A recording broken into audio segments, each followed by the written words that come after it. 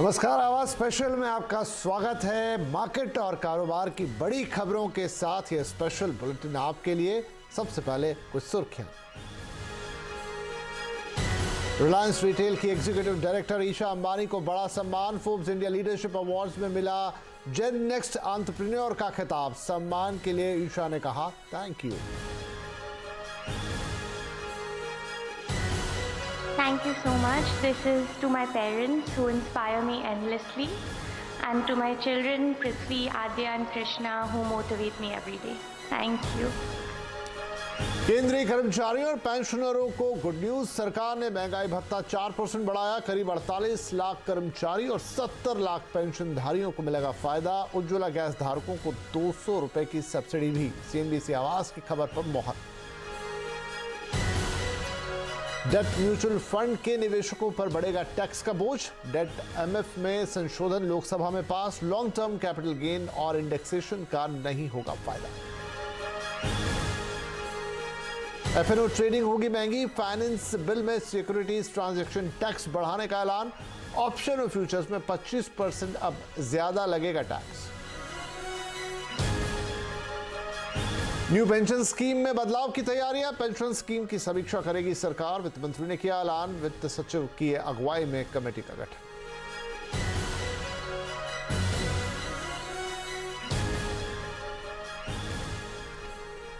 ईशा अंबानी को अगली पीढ़ी के एंटरप्रेन्योर के तौर पर एक बड़ा सम्मान मिला है। भारत में बिजनेस जगत के सबसे प्रतिष्ठित सम्मान फोर्ब्स इंडिया लीडरशिप अवार्ड्स के 2023 एडिशन में रिलायंस रिटेल की ईडी ईशा अंबानी को जेन नेक्स्ट एंटरप्रेन्योर का सम्मान दिया गया है।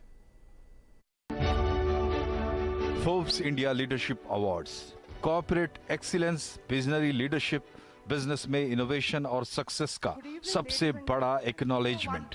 इन सबसे बड़े अवार्ड्स में रिलायंस रिटेल वेंचर्स लिमिटेड की एग्जीक्यूटिव डायरेक्टर ईशा अंबानी को मिला gen next entrepreneur award.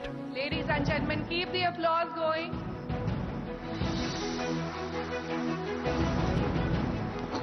Thank you so much. This is to my parents who inspire me endlessly, and to my children Prithvi, Adya and Krishna who motivate me every day.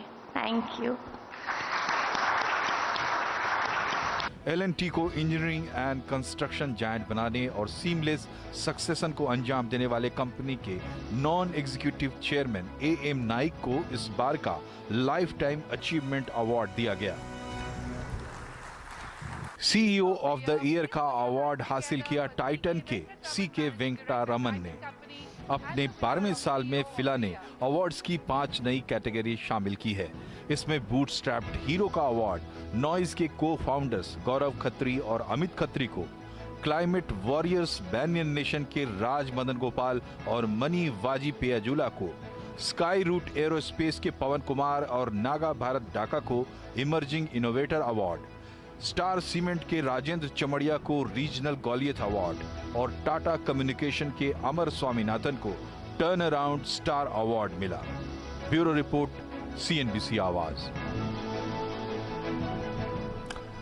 तो ईशा अंबानी को Forbes India leadership awards में बड़ा सम्मान मिला है। उन्होंने अपने parents और अपने बच्चों को हमेशा प्रेरित करने के लिए थैंक यू भी कहा है। जेन नेक्स्ट एंटरप्रेन्योर, ये Forbes leadership award 2023 Isha Ambani को सम्मानित किया गया है। इस अवार्ड से ईशा अंबानी, जो कि रिलायंस रिटेल की एग्जीक्यूटिव डायरेक्टर हैं और जब से उन्होंने कामकाज संभाला है, वो कंपनी को एक नए लेवल पर लेके गई हैं और उनकी इसी प्रतिभा और इसी मेहनत का सम्मान किया गया है। Thank you so much. This is to my parents who inspire me endlessly, and to my children Prithvi, Adya and Krishna who motivate me every day. Thank you. तो अपने माता पिता मुकेश और नीता अंबानी और अपने दोनों बच्चों को उन्होंने इस अवार्ड को डेडिकेट किया है और कहा है कि उनकी प्रेरणा से और उनके प्यार से ये सम्मान उन्हें मिला है। चलिए आगे बढ़ते हैं खबरों में। कैबिनेट की बैठक में केंद्रीय कर्मचारियों और पेंशनर्स का महंगाई भत्ता बढ़ाने की मंजूरी दे दी गई है। महंगाई भत्ते में 4% की बढ़ोतरी की गई है, यानी महंगाई भत्ता 38 से बढ़कर अब 42% कर दिया गया है। इसी के साथ सीएनबीसी आवाज की खबर पर भी मोहर लगी है। हमने पहले ही ये बात आपको बता दी थी। एग्जिस्टिंग रेट जो 38% है उसको बढ़ाकर 42% कर दिया है, 4% की इसमें वृद्धि की है और 12,815 करोड़ रुपए डियरनेस अलाउंस और डियरनेस रिलीफ इसके ऊपर खर्च आएगा प्रतिवर्ष। लेकिन 2023-24 क्योंकि इसमें 14 महीने आएंगे, 2 महीने पिछले, अगर जनवरी 2023 से गिने तो फरवरी 2024 तक, इनमें कुल मिलाकर 14,951.52 करोड़ रुपए का खर्चा आएगा। 14,951.52 करोड़ रुपए का खर्चा 2023-24 में आएगा। सरकार ने कैबिनेट की बैठक में एक और बड़ा फैसला लिया है। उज्ज्वला योजना के तहत मिल रहे गैस सिलेंडर पर 200 रुपए की सब्सिडी को और 1 साल के लिए बढ़ा दिया गया है। एक निर्णय में 2022 में लिया गया 21 मई को कि प्रधानमंत्री उज्ज्वला योजना के जो लाभार्थी हैं उनको साल में 12 सिलेंडर 200 रुपए की सब्सिडी 1 सिलेंडर पर, यानी कि लगभग 2400 रुपया, अगर वो 12 लेते हैं तो उनको 24 रुपए की राहत देने का निर्णय लिया गया था। क्योंकि अंतर्राष्ट्रीय दामों में अभी भी कोई बड़ा बदलाव नहीं आया है, तो इस सब्सिडी को अगले 1 साल तक और बढ़ाने का निर्णय किया गया है। इससे 9 करोड़ 60 लाख महिलाओं को, बहनों को सीधे तौर पर लाभ मिलेगा, यानी कि 9 करोड़ 60 लाख बहनों को अगले 12 महीने तक 200 रुपए प्रति सिलेंडर, 12 सिलेंडर तक जो उनको 1 साल में ले सकती हैं, उस पर लाभ मिलने वाला है। लोकसभा से फाइनेंस बिल भी पास हो गया है। इससे 2 बड़ी बातें ये हुई हैं कि सरकार ने डेट म्यूचुअल फंड के टैक्स स्ट्रक्चर में बदलाव किया है, साथ ही एफएनओ बिकवाली पर एसटीटी को भी बढ़ा दिया है, जिसे लेकर पहले तो कंफ्यूजन हो गया था, लेकिन बाद में इस पर सफाई आ गई। वित्त सचिव टीवी सोमनाथन ने सफाई देते हुए कहा कि एसटीटी पर जो कंफ्यूजन हुआ वो टाइपो एरर की वजह से हुआ, इसे अब ठीक कर दिया गया है। The rate increase is from 0.05 to 0.06. It's a 25% increase in the rate. Okay. And sir, how it will be carried, sir? Because already the Lok Sabha has passed. It's a typographical. There's a routine procedure for it. Which is like... In fact, the rate is 0.05 to 0.06. Sir, what is the reason? Finance bill पर और जानकारी हमें देंगे हमारे सहयोगी, हमारे economic policy editor Lakshman Roy और हमारे सहयोगी यतिन मोता। लक्ष्मण हमें ये बता रहे हैं कि एसटीटी को लेकर क्या बदलाव हुए हैं और जो कंफ्यूजन था उसे कैसे दूर किया गया। देखिए, जो एसटीटी यानी सिक्योरिटी ट्रांजैक्शन टैक्स को लेकर जो सफाई आई है, वो सफाई दरअसल ऑप्शन को लेकर कंफ्यूजन था, उस कंफ्यूजन को दूर किया गया है और अब ये कहा गया है कि ऑप्शन बेचने पर जो सिक्योरिटी ट्रांजैक्शन टैक्स लगता था पहले 0.05%, अब वो 0.05% से बढ़ करके 0.062% होगा। जी हाँ, जो ऑप्शन का सेल होगा उस पर ये एसटीटी बढ़ा दिया गया है। फ्यूचर के मामले में ये बढ़ोतरी 25% की गई है, यानी 25% अब ज्यादा फ्यूचर पर ये सिक्योरिटी ट्रांजैक्शन टैक्स लगेगा। कुछ टाइपो एरर था, यानी कुछ छापने में, प्रिंटिंग में गलती हो गई थी बजट में। अब फाइनेंस बिल में संशोधन एक औपचारिकता होती जिसे सरकार कर देगी, लेकिन अब यह है कि वो कंफ्यूजन दूर कर दिया है सिक्योरिटी ट्रांजैक्शन टैक्स को लेकर के किस पर कितना बढ़ेगा। ये तो बात हुई एसटीटी की। इसके अलावा जैसे हमने आपसे कहा कि डेट म्यूचुअल फंड पर भी टैक्सेशन के सिस्टम को चेंज कर दिया गया है। पहले से ज्यादा टैक्स लगेगा, कैसे होगा ये डिटेल भी बता रहे हैं लक्ष्मण रॉय। देखिए, दरअसल डेट म्यूचुअल फंड को लेकर ये बदलाव किया गया है। डेट म्यूचुअल फंड में ये कहा गया है कि अगर आपको डेट म्यूचुअल फंड में निवेश करते हैं, उससे जो कमाई होगी उस कमाई पर पहले long term capital gains tax लगता था, यानी फ्लैट 20% आपको टैक्स देना पड़ता था। अब ये long term capital gains tax नहीं लगेगा। हर तरह की कमाई पर, यानी डेट म्यूचुअल फंड से जितने भी समय अवधि के लिए कमाई हो, आपको short term capital gains tax देना पड़ेगा। तो इसमें अंतर ये हुआ कि अगर आपको डेट म्यूचुअल फंड में जो कमाई हो रही है उसमें अगर आप 30% के टैक्स स्लैब में आते हैं तो उस पर भी आपको पहले 20% टैक्स देना पड़ता था, लेकिन अब आपकी आमदनी में जुड़ जाएगी, आपके टैक्स स्लैब के हिसाब से टैक्स देना पड़ेगा, यानी आपको 30% टैक्स देना पड़ेगा। ये एक बड़ा बदलाव हुआ है। एक और महत्वपूर्ण बात कि पूरी तरह से डेट म्यूचुअल फंड है तो ये नियम लागू होगा। अगर म्यूचुअल फंड में 35% से कम पैसा इक्विटी में लगा है तो भी आपको यही नियम लागू होगा, यानी इक्विटी में थोड़ा सा पैसा लगा दिए तो आप टैक्स में इस बदलाव का बच नहीं सकते हैं।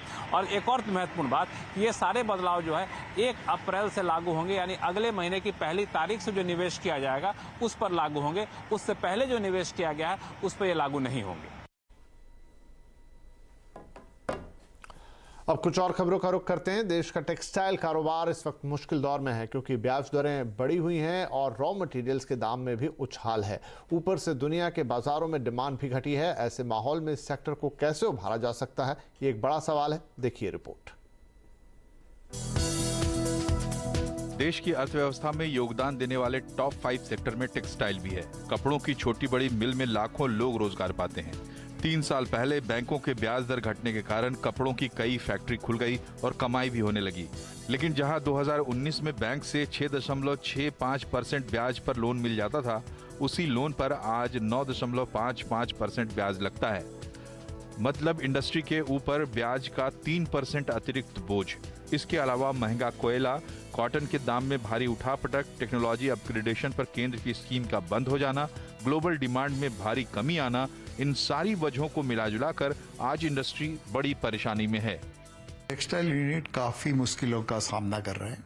सबसे मेन जो चीज़ थी, इसके अंदर 2 से 3% तक इंटरेस्ट रेट बढ़ गया बैंकों का। तो जिसके पास में भी लोन है उसके लिए बहुत ही बड़ी दिक्कत हो जाती है क्योंकि 2 to 3% जो है इंडस्ट्रीज़ के अंदर लोन बढ़ने का। उसके अलावा मेन जो टेक्सटाइल्स के अंदर एक टफ की स्कीम गवर्नमेंट से, सेंट्रल गवर्नमेंट जो सब्सिडी देती थी वो काफ़ी साल हो गया बंद हो गया, तो टफ की थी। उसके अलावा गुजरात गवर्नमेंट की भी एक सब्सिडी की स्कीम है टेक्सटाइल पॉलिसी के अधीन, मगर उसका भी पैसा टाइम पे नहीं मिलता है।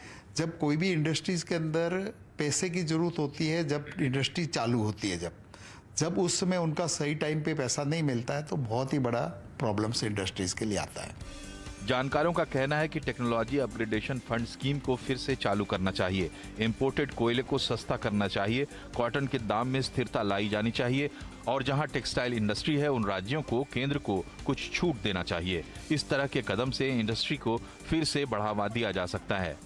कोयला सबसे बड़ी हमारे लिए तकलीफ है। उसकी जो कॉस्ट है वो अभी कई गुना, 3 गुना बढ़ गई है, तो उससे हमारी प्रॉफिटेबिलिटी बिल्कुल नहीं रही। एक तो कोयले पे कोई कंट्रोल करके गवर्नमेंट सप्लाई एक फिक्स रेट में और कुछ लो प्राइस में कोयला दिला सके तो काफ़ी अच्छा होगा टेक्सटाइल के लिए।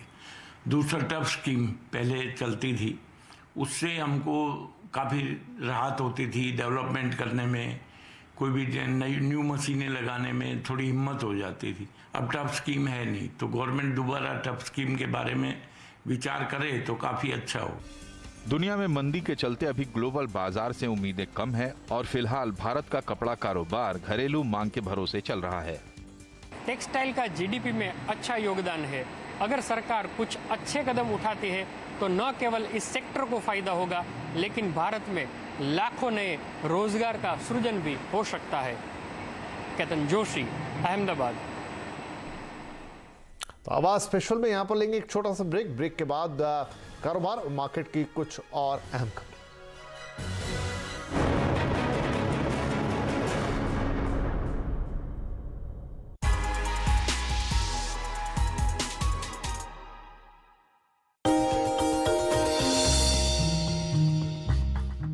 डू यू नो में आज हम बातचीत करने वाले हैं आइशर मोटर्स की। दरअसल कभी अगर आप ताज कोलाबा या आमतौर पे मॉल में घूम रहे होंगे तो आपने एक शॉप देखा होगा या एक आउटलेट देखा होगा गुड अर्थ के नाम से। ये गुड अर्थ जो है ये यूजुअली आपको दिखाई पड़ेगा गिफ्ट आइटम के लिए या वेस्टर्न, इंडो वेस्टर्न क्लोथिंग के लिए। दरअसल आइशर मोटर की शुरुआत जब हुई थी तब इस कंपनी का नाम था गुड अर्थ और वहां से कंपनी धीरे धीरे आगे बढ़ना शुरू हुई। आज जो कंपनी के चेयरमैन हैं सिद्धार्थ लाल, उनकी मदर का जो प्रोजेक्ट है उसका नाम है गुड अर्थ, और आज भी वो रिटेल आउटलेट्स के तौर पर आप आमतौर पे देखेंगे भी। तो अक्सर मुंबई में, अक्सर किसी हाई प्रोफाइल मार्केट्स में आपको शायद गुड अर्थ के नाम से कुछ प्रोडक्ट बिकते हुए दिखाई पड़े। अब लौटते हैं आयशर मोटर्स के ऊपर। दरअसल आयशर मोटर की शुरुआत 1948 में हुई थी, और तब जब ये गुड अर्थ होती थी तब इसका जो कामकाज होता था वो इंपोर्टेड ट्रैक्टर्स को इंपोर्ट करना, उनके पार्ट्स को इंपोर्ट करना, उसे असेंबल करना, और उस असेंबल करने के बाद उसको बेचने का काम ये उस समय पर गुड अर्थ का होता था। धीरे धीरे वो गुड अर्थ से आयशर बनी, और आयशर से होते हुए आज आयशर मोटर्स आपके सामने है। मेजरली रॉयल एनफील्ड ज़्यादातर प्रोडक्ट आप उसके देखेंगे। लेकिन और इंटरेस्टिंग फैक्ट में एक फैक्ट ये भी है कि 1959 में इस कंपनी ने एक ट्रैक्टर डिवीज़न, जो कि जर्मन ट्रैक्टर कंपनी थी, आयशर ट्रैक्टर, उसको मर्ज करने के बाद बनाया, और उसके बाद से ट्रैक्टर कारोबार के अंदर प्रोमिनेंटली इंडिया में एक्सपैंड करते हुए दिखाई पड़े। एक और इंटरेस्टिंग फैक्ट ये भी है कि एक समय पर एक कंपनी के 15 अलग अलग बिजनेस होते थे, जिसके अंदर ट्रक्स, मोटरसाइकिल्स, कंपोनेंट्स, फुटवेयर और साथ साथ गारमेंट जैसे कुछ अनरिलेटेड बिजनेस भी थे, और जिसकी वजह से ये कंपनी काफ़ी मासिव लॉसेस में थी। रॉयल एनफील्ड, जो इस कंपनी का सबसे ज़्यादा बिकने वाला प्रोडक्ट है, वो एक समय पर लॉस में था, और करीब करीब 20 करोड़ रुपए के आसपास का लॉस आया था। और एक इंटरेस्टिंग फैक्ट ये भी है कि सन 2000 में एक ऐसा भी समय आया था जब कंपनी के बोर्ड ने डिसाइड किया था कि वो रॉयल एनफील्ड डिवीज़न को बंद कर देंगे, और उस समय पर सिद्धार्थ लाल साहब ने इस कंपनी की कमान संभाली। उन्होंने नॉन रिलेटेड 13 प्रोडक्ट्स को बंद किया और सिर्फ 2 प्रोडक्ट के ऊपर फोकस किया, जिसमें एक था रॉयल एनफील्ड और दूसरा था वॉल्वो आयशर ट्रक्स, जिनको आप देखते हैं। इन दोनों पे फोकस करा और मासिवली इस कंपनी के अंदर टर्न अराउंड किया। इनफैक्ट उस समय से लेकर करीब आज तक स्टॉक ने एक जोरदार परफॉर्मेंस भी दी, और एक मासिव टर्न अराउंड स्टोरी बनकर इस सामने भी आया था। साथ ही साथ 2015 में जो रॉयल एनफील्ड की बिक्री है, वो एक ऐसा भी समय देखा है कंपनी ने जब 2000 के अंदर कंपनी लॉस मेकिंग थी, लेकिन 15 साल के अंदर कंपनी ने इतनी मासिव सेल करी कि ये ग्लोबली हार्ले डेविडसन से ज़्यादा गाड़ियां बेचते हुए दिखाई पड़ी। तो इस तरह की एक मासिव टर्न अराउंड स्टोरी आपने रॉयल एनफील्ड के अंदर देखी महज 15 साल के अंदर। तो ये कुछ इंटरेस्टिंग फैक्ट आयशर मोटर्स या फिर गुड अर्थ से रिलेटेड। आया कुछ और फैक्ट लेकर भी आते रहे।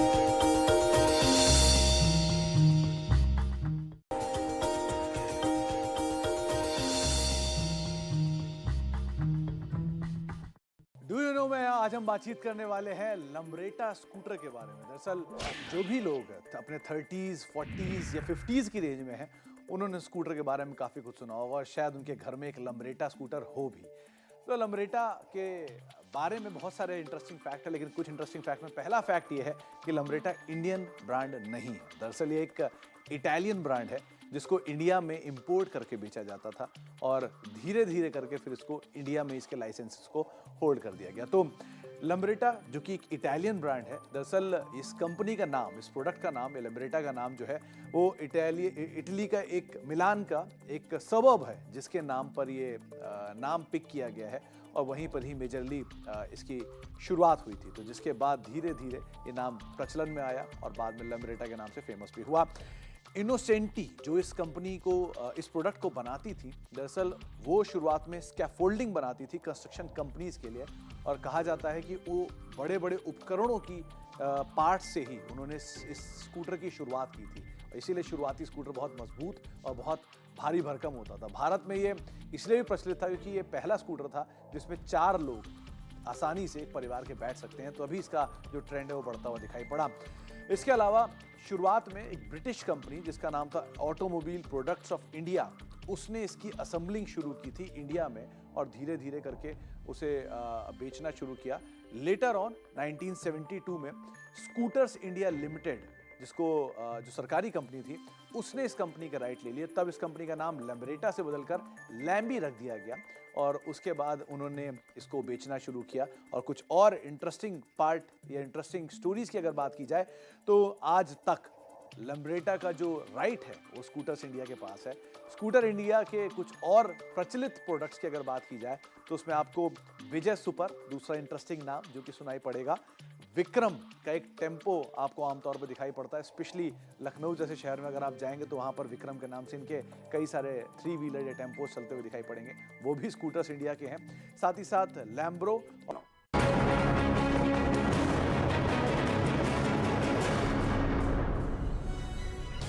Welcome back. आप देख रहे हैं आवाज स्पेशल, जहां पर मार्केट और कारोबार की कुछ अहम खबरें हम आपको बता रहे हैं।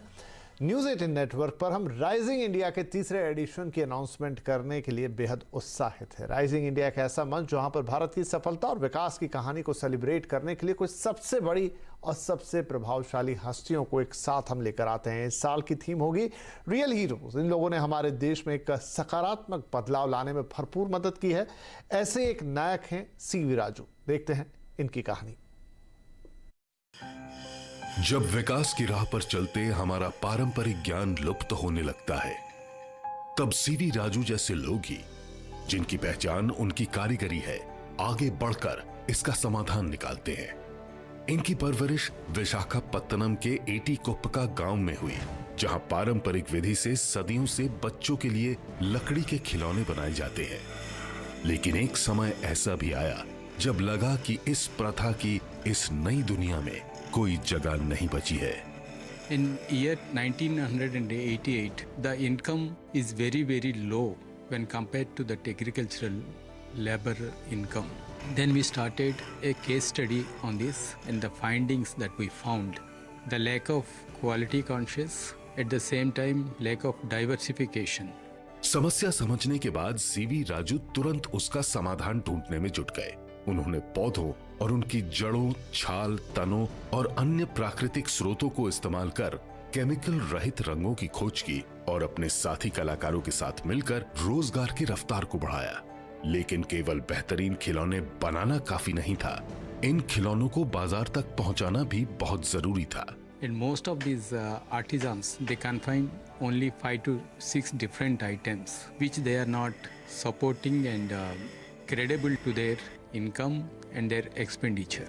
इन्होंने उत्पाद को सही जगह पहुंचाने के लिए नए उपकरण और विधियों को विकसित कर पद्मावती एसोसिएट्स नामक कारीगरों की एक सहकारी संस्था शुरू की। उनकी इस पहल से एटीकोप्पका को एक नई जान मिली और उनको पुरस्कारों से भी सम्मानित किया।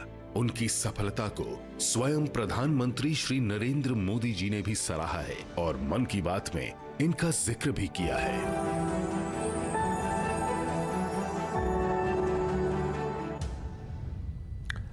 तो देखते रहिए हमारी एक खास पेशकश राइजिंग इंडिया रियल हीरोज, जहां हम आपके लिए विभिन्न क्षेत्रों में काम करने वाले असली हीरोज की कई और कहानियां लाते रहेंगे। लेकिन इस बुलेटिन में एक बार फिर से हम आपको दिखाते हैं ईशा अंबानी को अवार्ड जो मिला है उसकी खबर। फोर्ब्स इंडिया लीडरशिप अवार्ड में उन्हें बड़ा सम्मान दिया गया है। उन्होंने अपने पेरेंट्स को हमेशा प्रेरित करने के लिए धन्यवाद दिया है। उन्होंने अपने तीनों बच्चों का इसका श्रेय दिया है और 3 बच्चे मतलब कि वो अपने भाई आकाश अंबानी के बेटे पृथ्वी का भी नाम दे रही हैं। चलते चलते आपको फिर से छोड़कर जाते हैं इन अवार्ड्स की तस्वीरों के साथ।